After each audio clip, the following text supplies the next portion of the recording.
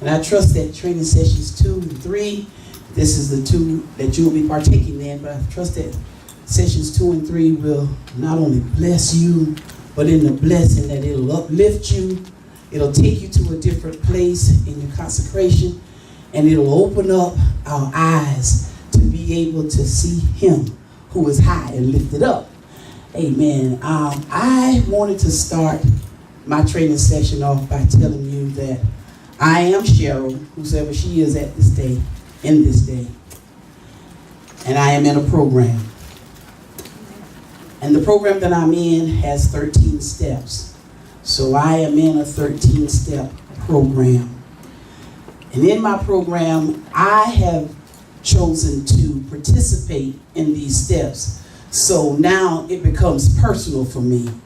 And then when I say it becomes personal, I have a program. It's my program, my 13-step program. And I'm grateful for it. I went into this 13-step program because I realized that I have a purpose in life. And with my purpose, I needed to find goals in order to be able to reach my purpose.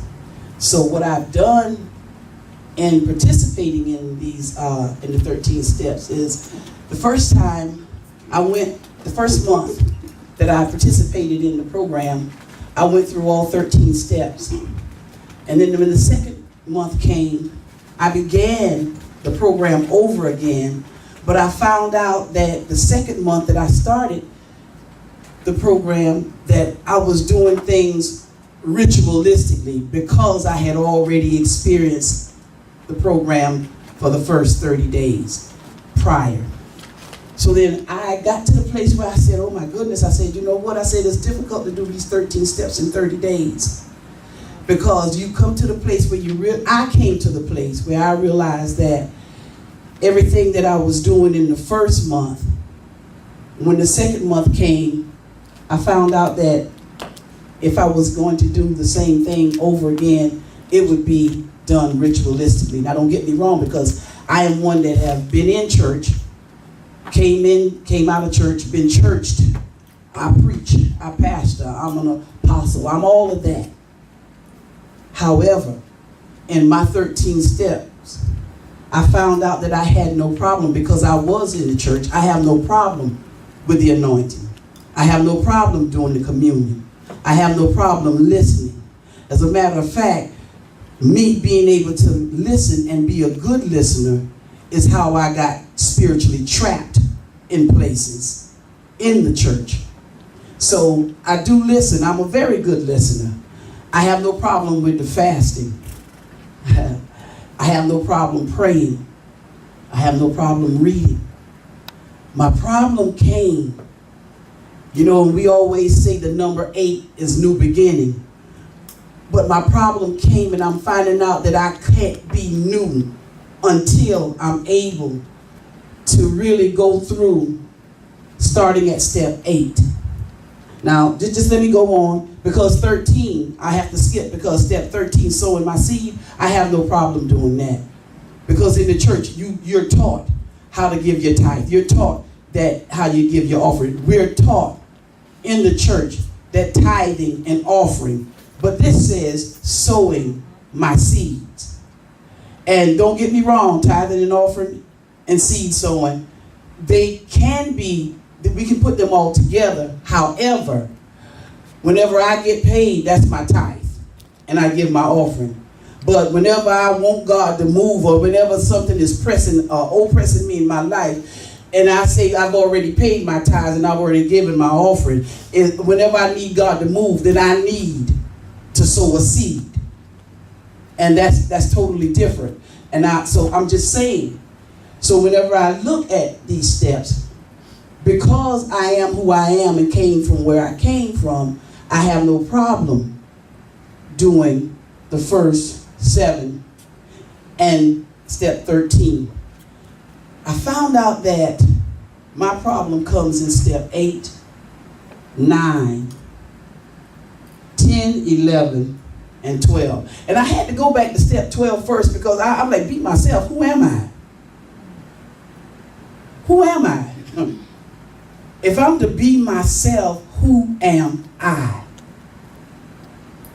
Because I know today that what I have in me, I didn't put some of those things in me. Those things came at me, and what it did to me, that's not who I am. But I had to respond to those things and become somebody else. So today, who am I? That's why when I opened, I told you, I said, I am Cheryl, whosoever she is today. But I thank the Lord because I understand that in consecration for me, my program, I understand that 8, 9, 10, 11, and 12 are the hurdles that I have to overcome in order to be able to know who I am. And in the process, I am able to reinvent. And I had to put myself, and I put it in parentheses because really I'm still finding out who I am. But what is so good about the program is that I know my purpose. So I have to become who God said that I am so that I can fulfill the purpose in which He's called me to. And upon my saying that, from our time meeting, from the last time we met, and it's been a week, I want to tell you that in my consecration, I have made steps. And I thank the Lord for steps. And as you see, I just drew some little steps on the board because see, this is a big one here. This is a big foot, so that's a big step. And there are some things in this past week that I was able to overcome, and I considered it to be a major hurdle. So that was a big foot. And this is just something that I do and I did for myself, just to be able to show you, because it's real good whenever you can look behind you and see where you've come from. And so upon my saying that, this past week, I want to share with you from me being in consecration, I want to share with you some of the things that I was able to, through consecration, to accomplish in this week. I always read, y'all. I always read. And this may sound morbid to some people, but even if it's nothing but the obituaries in the morning time, I'm always reading. And when I go to the obituaries after that, then I go to someplace else. I go to something else, and I'm always reading. I read every single day. And I'm not taking my everyday reading, nor my every morning, day, or night, anointing, communion, and praying. I'm not taking all of that because that's something that's inbred, that's in me to do. But in consecration, I found out that these steps are not in me to do. It's all right. What I'm trying to tell you is that in consecration for what's in me and for what comes at me, then these steps are able to be enacted in my life. I wake up in the morning time and I anoint. I take communion. I clean up my ears. And I don't like the Tic Tacs, but I understand that my breath needs to be fresh. So, I'll do my I don't like Tic Tacs. I don't even like the Tic Tac gum. But I don't have a problem. I don't have a problem with the Listerine. I don't have a problem with Scope. As long as there's something that I do that would remind me that the speaking is to be not only important, but I have to speak from what I hear. Not from what I want to say, but from what I hear. So these first 4 steps, then these first 2 right here don't have to always come in the morning. But since I was in church, I get up every morning and I'm gonna do my first 4 steps. I'm gonna do my first 3 at the house anyway. And then I'm gonna prepare myself in my going for the day to be able to be a good listener, because I know I'm gonna open up my mouth throughout the day. And it is so important for me in my program to be able to commune and to anoint, because I have a tongue. And I'm so grateful because I say this because I was just to give you a little story, and this is for real. I was at the American Deli on Friday. I was just picking up some food, and the lady that was there, she told me, as a matter of fact, I was expecting her today, but she told me she was just talking to me. We were talking. And she was just talking, and she was just talking, and she was just cussing and just going on, and she ranting and just going on because of how the people come in, how they steal things out, out of the place, and the managers don't do anything, whatever. I listened to her vent. She was venting to me, and I told her, I said, what's your first name? She told me what her first name was. I said, tell you what, I said, I need you to come. I said, come to the training center on Sunday. I said, you'll enjoy it. And she said, training center? I said, wait a minute. I went in my car and I got my pocketbook, got my purse, took out one of my cards and I gave it to her. She said, oh my God. She said, you a pastor and I've been cussing? I said, mm-hmm. I said, you know what? I said, I'd rather you be who you are, I said, than to know who I am and pretend to be somebody that you're not. And she was like, oh. She said, I said, you know what? I said, this tongue is something else. I said, and the way God deals with me, I said, God give me little sayings and stuff. I said, he can just take one thing and he'll show me a greater thing from that one thing. And I told her at that particular time, I said, just like our tongue. I said, he told me this. He said, your tongue is in a wet place. Be careful. It might slip. And she was like, oh my God, you're so right. You're so right. She said, can I take that and put it on my Facebook page? I said, you sure can. I said, at least you asked. I said, you sure can. I said, he can give it to me. And guess what? I can give it. But I thank God for Tony, because he had told us one time, he said, we got to be careful of taking things and not letting these things that we take go into us for us to have the experience before we all of a sudden just blurt it out and give it to somebody else like it's yours. But she did. She asked. She was like, take it. Go ahead. Because I'm not on Facebook. Maybe with that you can reach some people. You can reach somebody with it. But you know what? But we do. We have a online. We have our own website, and that'll be one of the sayings that'll just float across the same. It doesn't matter, but it's all good. But I was grateful because I was able to listen to her, and then she had another question that she asked me, and I was able to deal with her on that level also. It was about peace, y'all. She wanted to know about peace. And we did, and we had a very good conversation, and I'm so grateful because even I used to be one that if you was up there cussing, because I just didn't want that to go into me. And I would just, and then, that's why people would be like, they'll curse, oh, excuse me. And there was a time when I'll be like, oh, okay, you are. But I made the choice to move away from them, really not even having the understanding that they were just being themselves. That's all it was. They would just be, and just like the word of God say, out of the abundance of the heart, your mouth will speak. So I'm not surprised at what comes out of people nowadays. But I am still trying to take a step each and every day of my life. I'm taking a step. And I came to this place and I was like, you know what? We're all functioning something. You got functioning alcoholics.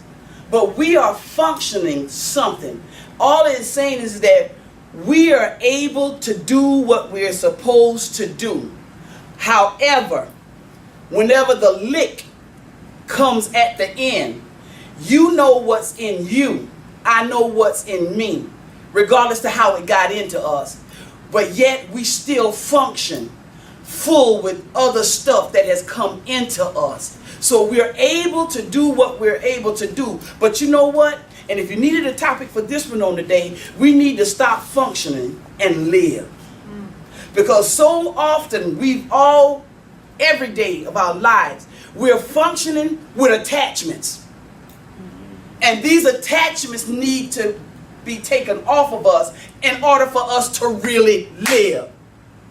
I don't just want to be a functioning, whatever my lick is. I don't drink, so I'm not an alcoholic. But if I worry, I don't want to be a functioning worry lick. I don't want to be a functioning, whatever you want to make your lick to be.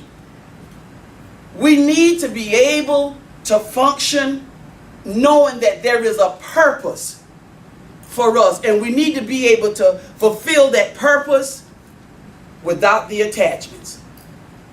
So in order to do that, I understand that there are things that's locked up in us. And I was blessed to have a conversation with my daughter on this past week also. All of these things that I'm telling you, they're a part of my program. They are a part of my program. And as I did everything, things that mattered, it stuck with me. And these things that I speak to you about this morning, these are the things that stuck with me to let me know that I'm taking steps in my consecration. Because I got to be able to let go of a whole lot of things that's on the inside of me if I'm going to really be emptied out, to be able to know who I am. And in that process, I have to vent. And not venting, I don't know how it's going to come out. And it doesn't really matter how it comes out as long as it's released. So upon my saying that, my daughter and I, we had a conversation on this week. And I was out and I was doing my little workout. And when I got back home, I was so sore. I was so sore. And I was like, ooh, I said, I'm so sore. I said, it's just pain. And she's like, well, Mama, you know what pain is, don't you? And I said, no. She said, pain is only weakness leaving your body. She said, pain is weakness leaving your body. So then I began to think. I said, I thank God for my daughter, because you know, you can learn and you can get something from anybody. Sure can. You really can. I took that and I said, well, okay, God. I said, well, if this pain is just weakness leaving my body. And then I went, being in church, I went to the Word and it said bodily exercises profited little. I said, okay, God. I said, but I'll take the little that it profits. I said, to get this weakness out of me. And then I said, so if that's what pain is, I said, then the pain that we feel that's locked up in us, I said, I'll give it a definition. I said, that pain is the intake of someone else's energy into us that we hold on to. And whenever we do that, then we become heavy. We become weighty, and we become burdened down. So guess what? In order for us to be strengthened again, our mouths has to open to release what it is that's holding us in a place of non-movement. Because whenever you become so heavy, whenever you become so burdened, whenever you become whatever it is, you become because of what somebody else done to you or what somebody else said to you. You begin to take on their energy. And you find out that you can't carry your weight and theirs too. And it's not until you come to the very end of yourself, you get so overwhelmed, so tired, so heavy, that you have no other reason, no other resource but to open up your mouth. And when you open up your mouth, you give the release. And then you find out that what had you bound, what kept you weak, you've released that, and now you're able to be strengthened. And guess what? In that strength, there's no more pain. There's no more pain. Because what was holding you, whose energy you took into you, you were able to release it, that you would be able to be free. And let me say this, I had one more experience And it came from my reading.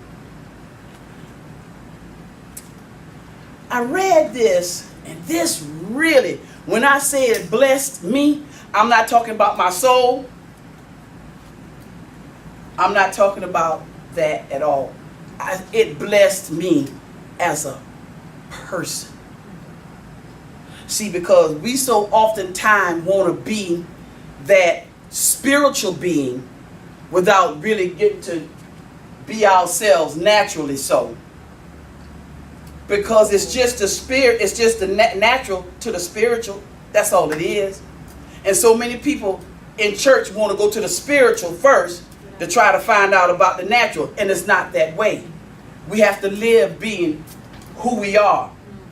And then as we partake, or as I partake of my program, then I'm able to find out who I am so I can be that. Who I am so I can be that. So in order for me to know this person, these are the steps that I have to do. Because I have to let go of everybody and everything else that's in me that wasn't even designed to be a part of me. But yet I took them in. See, we'll let things in. I took them in. I took them in. And I was thinking too, in order to be able to be who I'm supposed to be, guess what? I don't want nothing back that went out from me, that went into somebody else. I don't. The only thing that I want to recover is my mind. And if I can recover my mind, then God and Christ can work on my mind from my will, that I can then let that mind that be in Christ also be in me. And guess what? You can't get me no more. You won't be able to get me no more. I won't be so free-handed with my love. I won't be so free-handed with my money. I won't be so free-handed and free-hearted to let my mind go into you, to let my goodness go into you. Y'all know I'm not talking about y'all, but y'all know what I'm saying. To go into you, to go out and to go into a place where it was never designed to be. This is what I was reading, and there was a story. I leave this up here. I was reading this week, and there was a story about this high school graduate. They graduated on the 9th of June this month. And the graduation was in Plano, Texas. And the valedictorian was an autistic boy. And his classmates, they really never heard him speak. And he was usually nonverbal. But that article blessed me tremendously. He only spoke for 6 minutes. And I picked out the things from his speech, oh my goodness, that really spoke volumes to me concerning my consecration. And I promise you, if you would just listen, I promise you too will be able to gain whatever nuggets you need from what this autistic senior from Plano High School in Texas, as the valedictorian, said in his speech to his peers that only took 6 minutes. And he said, I want everybody, and when he opened up his mouth, all of his classmates, they kind of froze because he didn't speak. But he told them, he said, I want you to follow any path you want to take. He said, I want you to consider as you go said, are the next steps yours? Or are they what you believe those around you expect you to take? He said, if they're not yours, he said, if they're not yours, he said, step off that path. Step off that path. He said, don't follow someone else's dream. Then he reminded everyone, he said, it's your life that you're living, not anyone else's. He said, do what fulfills you. He said, don't fear the future and don't fear the unknown. He said, will there be things in front of you, or will there be things, and will it be unexpected? He said, yes. He said, yes, it will. He said, but because it's not what you expected, he said, don't think that it's wrong. He said, it doesn't make it wrong. Then he said, I want you to remember one word.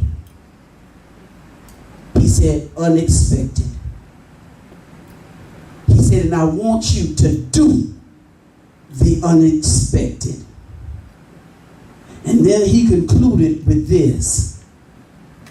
He said, be the unexpected like me. Because having autism, you didn't think I was going to speak. He said, be the unexpected like me. And I took so much from that. People really don't know what's in you. And they don't know what to expect from you until you open up your mouth. And there was so much that has been shut up in me. And I took from that, I'm going to do the unexpected. People have you pegged. They know your every move. You got to learn how to move different from what you've been moving before. You got to learn how to walk in a different place, walk a different walk, talk a different talk. Because as it is now, they know what to expect from you. Do the unexpected. Be the unexpected.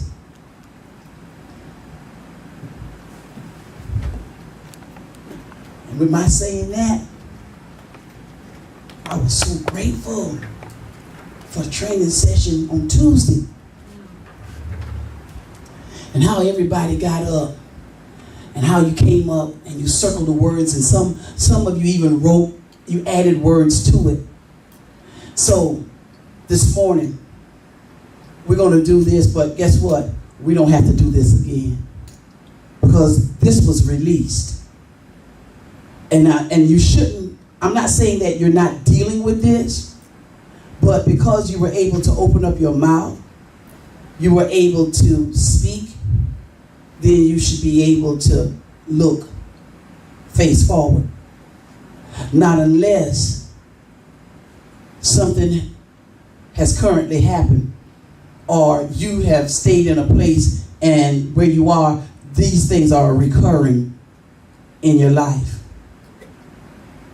But I don't want to, and I'm hoping that we don't, and not because I say that we don't, but I'm going to tell you this morning when I came in and I began to write on this board, on the other side, doing the steps, the Lord took me to one word: broken. Broken. And he began to deal with my heart, and he began to let me know that nothing is going to happen until we become. And then he took me to the 51st division of Psalms in verse 17.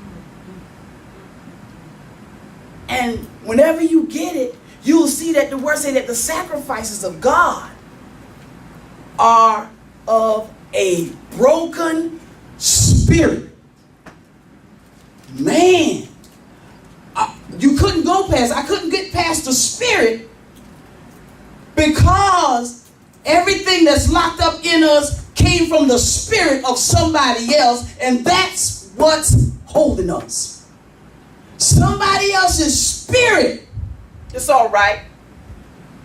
Before you can even get to a broken and a contrite heart, he will not despise. But it says what he's requiring of us is a broken spirit. Guess what it means?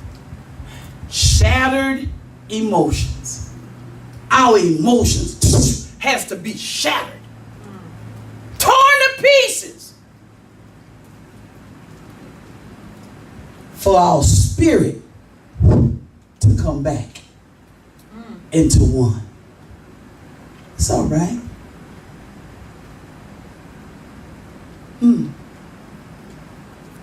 He said, sacrifices of God of a broken spirit. And there's so many spirits. That's why David also asked him. He said, create within me a clean heart and renew within me a right spirit. Because everything that everybody else has dumped into me that I allowed to come into me, it ain't right, God. It's not right. And I can't even give you the sacrifice because I'm so wrapped up, tied up, and tangled up in their spirits.